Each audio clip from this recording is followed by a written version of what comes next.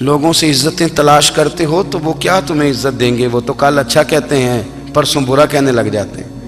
لوگوں کے سامنے گڈ بک میں آنا چاہو گے تو وہ تو سویرے تمہارے بارے میں کچھ کہیں گے، شام کچھ اور کہیں گے۔ اپنی روحانی زندگی آباد کریں، اپنے مسلح کو وقت دیں، اور دنیا سے چھپ کر، اس موبائل کو بند کر کے اور اپنے آپ سے بھی چھپ کے اور تنہا ہو کے چھپا کے سارا کچھ اپنے آنسو اپنے رب کی بارگاہ میں پیش کریں، اس کے حضور حاضری دیں۔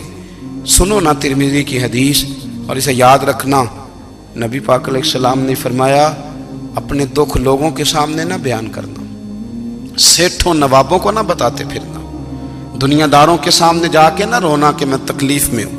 فرمایا اگر دنیا داروں کو دکھ بتاؤ گے رب تمہیں کبھی غنی نہیں کرے گا۔ اور لوگ ہیں کہ الٹا مذاق اڑائیں گے آپ کی، جس سے بڑی پکی یاری ہے نا، پکی، وہ تب تک پکی ہے جب تک آپ نے 50,000 مانگا نہیں، اور جس وقت آپ نے کہہ دیا کہ میں مجبور ہوں میری مدد کر، تو پھر ختم ہو گئی دوستی۔ لوگوں کے تعلقات آپ کے ساتھ تب تک ہیں جب تک آپ ان سے کوئی ضرورت وابستہ نہیں کرتے۔ کریم محبوب فرمانے لگے بندوں کے سامنے دکھ نہ بیان کرنا، اللہ تجھے کبھی غنی نہیں کرے گا۔ تو اپنے دکھ اپنے رب کو بتا، تو دعائیں مانگ، تو اس کی بارگاہ میں حاضر ہو، تو اس کے حضور عرض کر۔ فرمایا اپنے دکھ اپنے رب کو بتا، وہ جلدی کرے یا دیر سے کرے تجھے ساری دنیا سے بے نیاز کر دے گا، تجھے کسی کا محتاج نہیں رہنے دے گا۔ اپنے مسلح کو، اپنی دعاؤں، ایک بزرگ فرماتے ہیں میں نے دعا مانگنے کا طریقہ اپنی بیوی سے سیکھا، دعا مانگنے کا طریقہ اپنی، سیکھنے والے تو اپنے بچوں سے بھی سیکھ لیتے ہیں، سیکھنے والے تو ہر ایک سے سیکھتے ہیں۔ وہ کہتے ہیں میں نے دعا مانگنے کا سلیقہ اپنی بیوی سے سیکھا ہے۔ حضرت وہ کس طرح؟ فرمانے لگے میری بیوی نے نا مجھے کوئی کام بتایا، کچھ پیسوں کی ضرورت کے لیے کہا، تو میں نے اسے کہا کہ بھئی ابھی میرے پاس نہیں ہے، کچھ دنوں میں آتے ہیں تو میں دے دوں گا۔ عورتوں کی عادت ہوتی ہے وہ بار بار یاد کراتی ہیں، 2-4 دنوں کے بعد پھر اس نے کہا حضرت وہ میں نے کہا تھا کچھ پیسے، میں نے اسے کہا کہ ابھی میرے پاس نہیں ہے، کچھ دنوں میں ملتے ہیں تو میں تمہیں دے دوں گا۔ اس نے کچھ دنوں کے بعد پھر کہا حضور وہ میں نے کچھ پیسے کہے تھے۔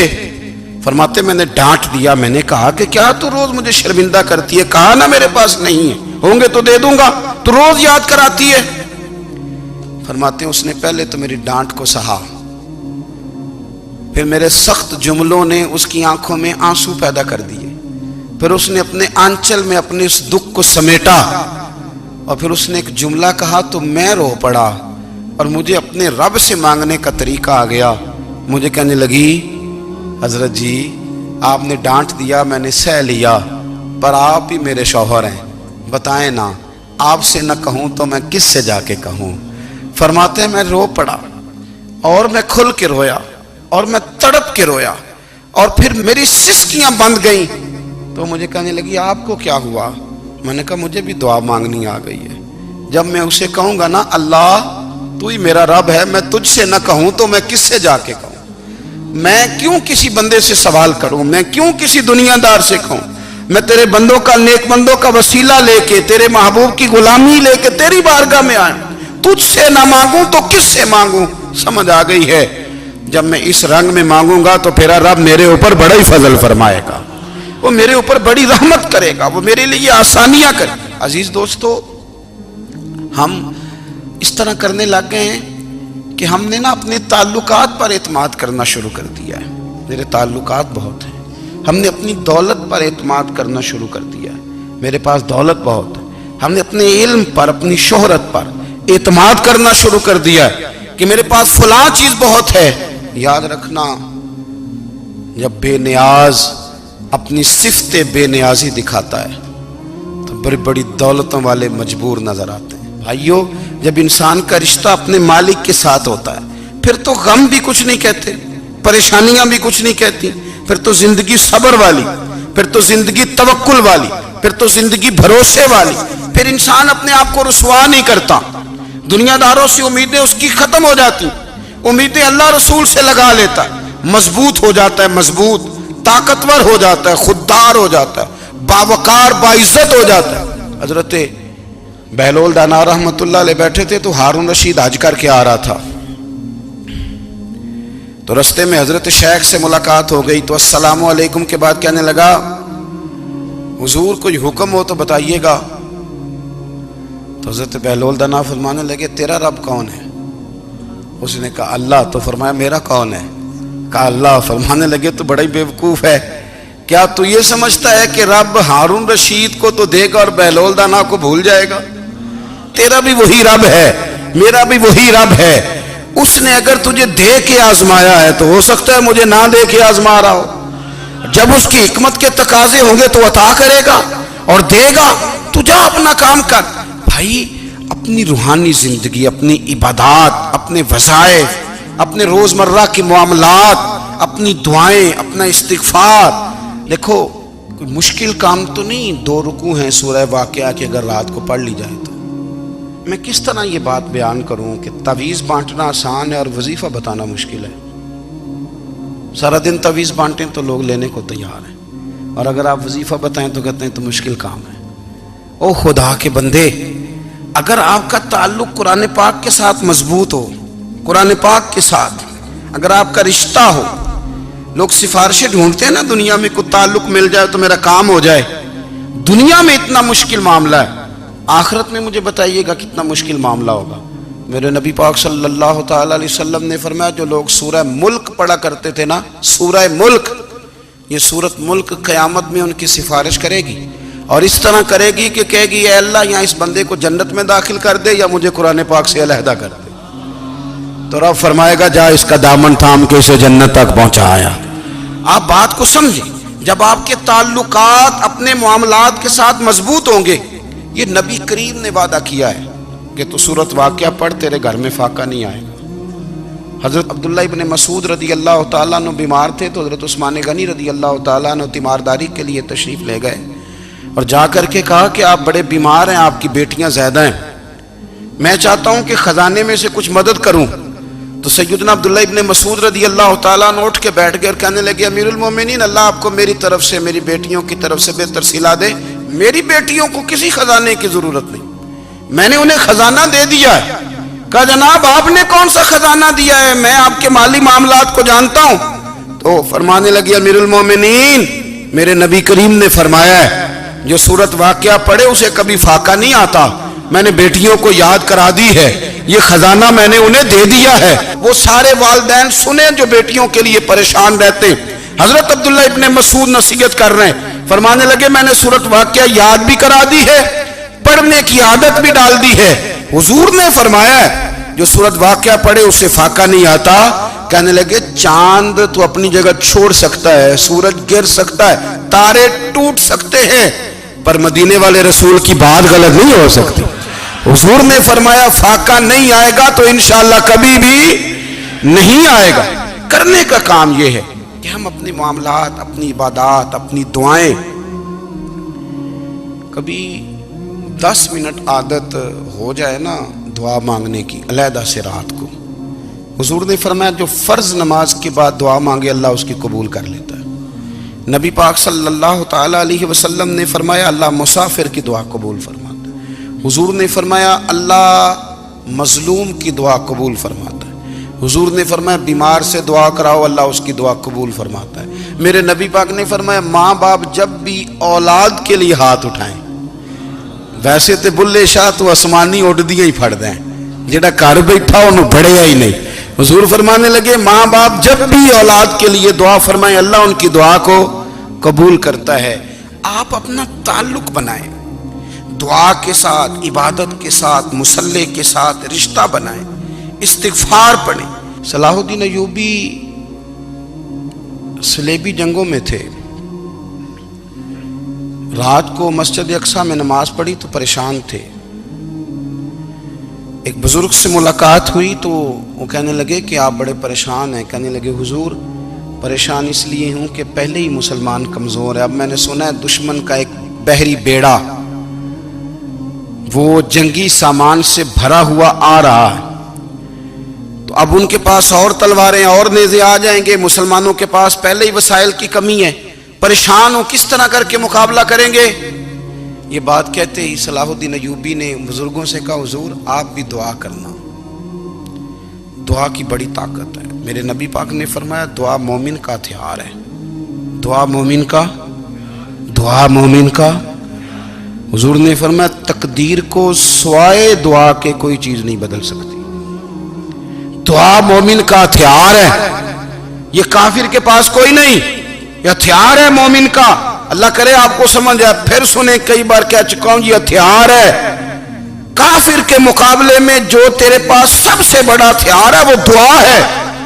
دعائیں کرانی چھوڑ دی، کرنی چھوڑ دی، لینی چھوڑ دی۔ حضرت سیدنا انس بن مالک رضی اللہ تعالیٰ عنہ فرمایا کرتے تھے، میں نے وہ رنگ دیکھا ہے جب حضور دعا مانگتے تھے اور حضور کی مقدس آنکھوں میں آنسو بھی ساتھ ہی بہا کرتے تھے، میں نے وہ انداز دیکھا ہے۔ تو صلاح الدین ایوبی بزرگ سے کہنے لگے آپ بھی دعا کیجیے، اور خود رونے لگے اور سر سجدے میں رکھ کے رونے لگے، اور عشاء سے لے کر فجر تک روئے، خوب روئے۔ صبح وہ بزرگ آئے تو صلاح الدین ایوبی کا خوبصورت اور ہنستا ہوا چہرہ دیکھا، کہنے لگے آپ بڑے خوش ہیں، رات تو میں نے بڑے روتے ہوئے دیکھا تھا۔ تو کہنے لگے حضور وہ جو بحری بیڑا آ رہا تھا نا وہ پانی میں ڈوب گیا ہے، اب وہ نہیں آ رہا، ابھی خبر آئی ہے تو میں بڑا خوش ہوں۔ بزرگ کہنے لگے اٹھ سینے سے لگ اور سن ایک بات، وہ بحری بیڑا پانی میں نہیں ڈوبا، وہ تیرے آنسوؤں میں ڈوب گیا ہے۔ وہ جو تو رات رویا ہے نا رب کریم کی بارگاہ میں تو وہ ڈوب گیا ہے۔ حضرت عائشہ صدیقہ رضی اللہ تعالیٰ عنہ فرماتی ہیں ایک عورت تھی اور اسے نبی پاک صلی اللہ تعالیٰ علیہ وسلم نے نا وہ کلمہ پڑھ کے مسلمان ہوئی، مدینہ طیبہ آ گئی تو حضور نے مسجد نبوی شریف میں اس کے لیے مکان، ایک سادہ سا کمرہ ساتھ مسجد کے بنوا دیا، وہیں رہنے لگی۔ اکثر وہ سیدہ طیبہ کے پاس آتی تو حضرت عائشہ صدیقہ رضی اللہ تعالیٰ عنہ فرماتی ہیں وہ بڑی باتیں سناتی اور آخر میں کہتی وہ ہار والا دن بھی بڑا عجیب دن تھا اور میرے رب کی قدرتوں کا دن تھا، وہ بھی بڑا عجیب دن تھا۔ سیدہ عائشہ صدیقہ رضی اللہ تعالیٰ عنہ ایک دن فرمانے لگی کہ تو ہار والے دن کا بڑا ذکر کرتی ہے، وہ کیا دن تھا؟ تو خاتون کہنے لگی اماں جی وہ دن تھا جب میرے رب پر بھروسہ اور مضبوط ہو گیا، جس دن میرا اپنے رب پر توکل اور بڑھا، میرے ایمان میں یقین میں اور پختگی آئی۔ کہنے لگی میں ایک گھر کی کنیز تھی، نوکرانی تھی، اس گھر میں ایک بچی تھی جس کے پاس سونے چاندی ہیرے جواہرات کا ہار تھا۔ اس زمانے میں نا چمڑے کے اوپر لوگ ہیرے جواہرات لگاتے تھے، کئی دفعہ سرخ رنگ کے چمڑے پہ لگائے جاتے تھے، وہ بچی پہنتی تھی۔ تو کہتی ہیں وہ بچی کے اس نے اتار کے رکھا یا اس سے گرا وہ ہار تو چیل اسے اٹھا کے لے گئی گوشت سمجھ کے اور میرے سامنے اٹھا کے لے گئی۔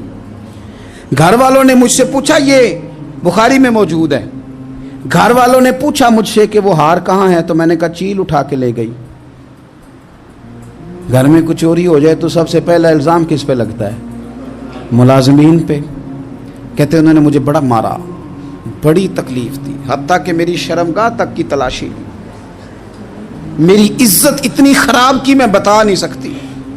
میں نے اپنی زندگی میں ایک واقعہ دیکھا، ایک امیر گھر میں چوری ہو گئی، ملازم کو اتنا مارا کہ وہ چارپائی پہ پڑ گیا، پولیس والوں سے اتنی مار پڑوائی گئی کہ وہ بیچارہ چارپائی پہ پڑ گیا، اور پھر وہ اتنا بیمار ہوا اور کچھ دنوں کے بعد پتہ چل گیا کہ چور تو اپنا بیٹا ہے ان کا، پھر اس کا انتقال ہو گیا۔ اب وہ سیٹھ صاحب اور گھر والے آ کے نا مرنے والے کے کان میں معافیاں مانگ رہے ہیں، کان میں۔ تو میں نے ان سے پھر کہا تھا کہ یہ تو اب چلا گیا ہے، تمہارا زور چلتا تھا نا تو تم نے قانون خریدا اور تم نے اسے جتنا ہو سکا تم نے اسے مار پڑوائی، تمہارے پاس جو عدالتیں تھیں تم نے وہاں کارروائی کی، اب ایک عدالت قیامت کے دن لگے گی۔ یہ کمزور تھا نا، کچھ کر نہیں سکا۔ میرے نبی پاک صلی اللہ علیہ وسلم نے فرمایا سن لو، اگر سینگ والی بکری نے بغیر سینگ والی بکری کو تکلیف دی ہوگی نا تو قیامت کے دن اسے بھی بدلہ دینا پڑے گا کہ تیرے پاس سینگ تھے اور تو نے اسے مارا تھا۔ وہ خاتون عرض کرتی ہے سیدہ عائشہ کی خدمت میں کہ مجھے بڑا مارا، مجھے تکلیف دی، میں کہہ رہی تھی کہ میرے سامنے چیل لے گئی ہے پر وہ نہیں مان رہے تھے، اماں جی انہوں نے مجھے بڑا مارا۔ حضرت عائشہ صدیقہ کہتی ہیں پھر کیا ہوا؟ کہنے لگی اماں جی جب کوئی میرا مددگار نہ رہا، مجھے تکلیف دے رہے تھے، رسوا کر رہے تھے، تو میں نے اپنے رب سے مدد چاہی، میرے رب کی طرف میں نے توجہ کی، میں نے کہا مالک اب تو ہی میرا مددگار ہے، कहती है वो मुझे मार रहे थे तो वो चील जो हार ले गई थी वही लेके वापस आ गई, और हमारे सरों के करीब ला के उसने जब उस हार को फेंका, वो मुझे छोड़ के साइड पे हुए, वो मेरी बेगुनाही जान गए। लेकिन आपको बताऊं, उस दिन से मेरा अपने रब पर यकीन और बढ़ गया। मुझे समझ आ गई कि जब इंसान पूरा टूट जाता है और जब कोई चारों जानिब उसका मददगार नहीं होता, तो रब तो होता है ना, अल्लाह तो उसका मददगार होता है ना, वो तो फिर अपने उस बंदे की मदद करता है ना, फिर वो तो तवानाई देता है ना, वो तन्हा नहीं छोड़ता, वो तो आंसुओं वालों के आंसुओं पे बड़ा करम फरमाता है, वो तो कसम पुरसी में आ जाता है, उसकी रहमत बढ़ के इस्तकबाल कर लेती। ओ मेरी मिल्लत के जवानों, मज़ा नहीं आ जाता जब सारी दुनिया सोई हो, सारी दुनिया, और बिस्तर भी गर्म हो और नींद भी पूरा गलबा कर रही हो, और अचानक घंटी बजे दिमाग में, आंख खुले, घड़ी पे नजर पड़े, 3:30-4 बजे का पैगाम घड़ी बताए, और कोई चढ़ती जवानी वाला उठ के वुजू करे, और जब वो मुसल्ला खोल के बिछाए तो मदीने वाले महबूब कहते हैं कि हर नमाज पे रब सवाब देता है, और जो उठ के तहज्जुद की नमाज पढ़े उसे देख के तो रब मुस्कुराता है, जो उसकी शान के लायक है, जो उसकी शान के लायक, वो मुस्कुराता है, खुश होता है कि मेरा बंदा तहज्जुद में उठ गया, वो मुस्कुराता है। काश हमारी सुबहें कभी अपने मालिक के नाम हो जाएं, काश के सुबह। हजरत अबुल हसन रहमतुल्लाह ताला अलैह हजरत माज इब्ने जबल रदी अल्लाह ताला अन्हु के पास बैठा करते थे। फरमाते हैं उनसे जो प्यार बढ़ा तो फिर मेरा मुसल्ले से भी बढ़ गया। ताबिएं फरमाते हैं सहाबी रसूल से मोहब्बत हुई तो जिक्र से भी हो गई, फिर दुरूद शरीफ से भी हो गई, मोहब्बत उनसे बढ़ी तो फिर अल्लाह ने मस्जिद का प्यार भी बढ़ा दिया। आप फरमाते हैं कि मेरी हर वक्त तबीयत चाहती थी कि बस अल्लाह अल्लाह करूं, बस अल्लाह अल्लाह करूं, बस ना मैं ज़रा थोड़ी जान छुड़ाऊं लोगों से, को 10 मिनट मिले तो मैं कुछ 4 नफल पढ़ लूं, मैं थोड़ा सा ना बचूं लोगों से, और मुझे तस्बीह मिले तो मैं ना कुछ 400-500 दफा इस्तिगफार पढ़ूं, सुभान अल्लाह, अल्हम्दुलिल्लाह, अल्लाहु अकबर, ला हौला वला कुव्वता इल्ला बिल्लाह, मैं ना तस्बीहात पढ़ूं। फरमाते हैं कि बच्चे थे घर में 6-7, गुर्बत थी, काम मिलता कोई नहीं था, और मैं काम चोर नहीं था, काम ढूंढता था, पर अल्लाह की कुदरत के काम नहीं मिलता था। फरमाते हैं कि मैंने एक दिन अपनी अहलिया से कहा कि आज मैं फिर जाता हूँ काम ढूंढने, तो मेरी बीवी बड़ी फर्मा बरदार थी, पर उस दिन ना गुर्बत के हाथों तंग आके कहने लगी, आज नाना कोई तू चीज़ लेके आया, तो मुझसे बच्चों की भूख नहीं देखी जाती है, सब रोगां दा रोग मुहम्मद जिसदा नाम गरीबी, कंड बुला के लंघ जाते नहीं दोस्त यार करीबी, आज ना कुछ लेके आया तो मैं बच्चे लेके मेके चली जाऊंगी। शेख फरमाते हैं कि मैं बड़ा परेशान घर से निकला, पर मैंने सुबह से लेके जोर तक काम ढूंढा, काम मिला कोई नहीं, तो मेरे दिल में ख्याल आया चलो काम नहीं मिलता तो अल्लाह अल्लाह तो करे ना, चलो बंदों की मजदूरी नहीं मिलती तो रब करीम की इबादत ही करते हैं। फरमाते हैं कि मैंने ना फुरात के पानी से वुजू किया, नहर के, शदीद धूप थी, साथ रेत थी और रेत तप रही थी, मैंने अपना रुमाल वहीं मुसल्ला के तौर पर बिछा लिया, और फरमाते हैं कि जोर से लेकर असर तक नमाज पढ़ी, धूप भी पूरे जोर पे, पर मेरे सजदे का ज़ौक़ भी पूरे जोर पे। फरमाते हैं सूरज भी चमक रहा है और रब की इबादत का ज़ौक़ भी पूरे जोर पे, मैं सजदा करूं तो फिर मेरा उठाने को जी ना चाहे। मेरे उस्ताद लिखा करते थे, ये उनका शेर है, वो कहा करते थे मुझे सोज दे, मुझे साज दे, और मुझे नीम शब का न्याज दे, दमे सजदा खुद को मैं तोड़ दूं, मुझे ऐसा ज़ौक़ नमाज दे। और मैं तेरी बहार का फूल हूं, मैं खिला भी हूं तो तेरे लिए, मुझे मेरी शाख से तोड़ ले, मुझे अपनी जुल्फ का नाज दे। भाई फरमाते हैं कि असर तक मैंने नफल पढ़े, दिल ढलने लगा, असर की नमाज पढ़ी और मैं वहां से चला। अब मैं जब निकलने लगा तो दिल में ख्याल आया कि छोटी छोटी दीवारें हैं घर की, बगैर कुछ लिए जाऊंगा तो बीवी दूर से देखेगी तो शोर करेगी कि फिर खाली हाथ आ गया है। कहते मैंने अपने उसी रुमाल में जिस पे मैंने नमाज पढ़ी थी ना, रुमाल में पक्की आखी दे पंजाबी ज साफा, कहते हैं उसी में ना मैंने कुछ रेत भर ली कि वो दूर से देखेगी तो समझेगी कुछ लेके आया है, चलो जाके उसे बता दूंगा कि आज फिर मजदूरी नहीं मिली। कहते हैं वो रेत लेकर जब मैं घर में गया तो पहले बीवी दरवाजे पे खड़ी होती थी, पूछती थी खाली हाथ आ गए हो? आज मैंने देखा तो है ही कोई नहीं। फरमाते मैं अंदर दाखिल हुआ, सलाम लिए, कोने में मैंने वो रुमाल रख दिया और मैंने आवाज दी कि भली मानस कहाँ हो? तो वो कहने लगी आप मुंह हाथ धो ले, मैं रोटी लेके आई।